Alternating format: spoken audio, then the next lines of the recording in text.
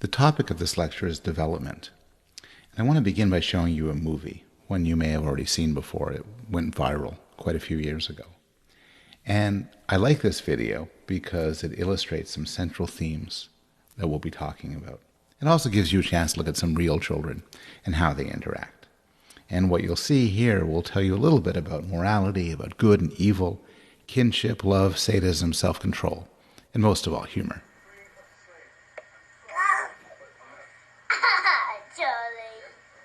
Charlie bit me. Ah!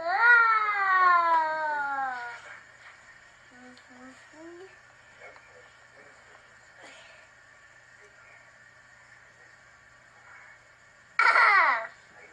Oh! Ouch! Ouch! Ouch, Charlie! Ow!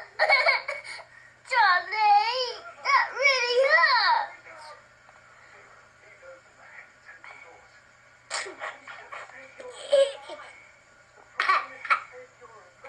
No, Charlie bit me. And that really hurt, Charlie, and it's still hurting. Everything I talk about in intro psych, I find endlessly interesting, but I have to admit I find development more interesting in most topics. It's something that I've worked on all of my professional life. I continue to study development in my lab at Yale.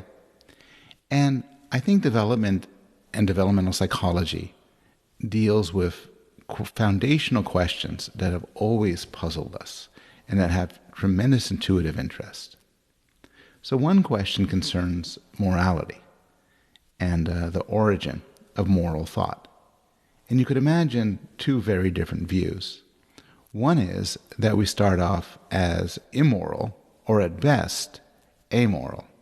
So you may think we're immoral because you accept the Christian doctrine of original sin, or the Freudian idea that we are ids, unrestrained appetites that need to be socialized. And so there's a view by scholars like Hobbes and Freud that we start off as animals, nasty and brutish. But there's also another view associated with scholars like Jean-Jacques Rousseau that suggests that we're basically good, and that what happens through culture is that we can be corrupted. And you see this, for instance, in people in contemporary discussions who talk about prejudice and racism, and they'll insist that we're not naturally prejudiced or racist. To the extent we become that way, it's because of the corrupting influence of culture. Children start off good, at least in that domain, and then sometimes society makes them worse. And we'll talk about research that explores these very questions later on in the course. And more generally, we're going to ask about the state of the art empirically on children's morality. A second question has to do with continuity. And what's the relationship between children and adults? So you see this handsome child here, and he grows up to be Albert Einstein. Or this child, who grows up to be a considerably worse adult, one of the worst of them all. And there's a lot of interest in the extent to which our adult natures, the extent to which the way we are right now was sort of set in stone, either when we were born because of our genes, or at least by the time we're 2 or 3. It's an interesting question, for instance, how much an interview with a 3-year-old can predict the way the 3-year-old would turn out. And it turns out that when studies are done, a 90-minute interview of a 3-year-old does predict personality on certain standard scales, the quality of their personal relationships, whether or not they have a job, criminal behavior, and so on. So to some extent, as the poetic phrase goes, the child is father to the man. A third question is the question of cognitive development, which is how much of what we know now we're born with, and how much we have to learn.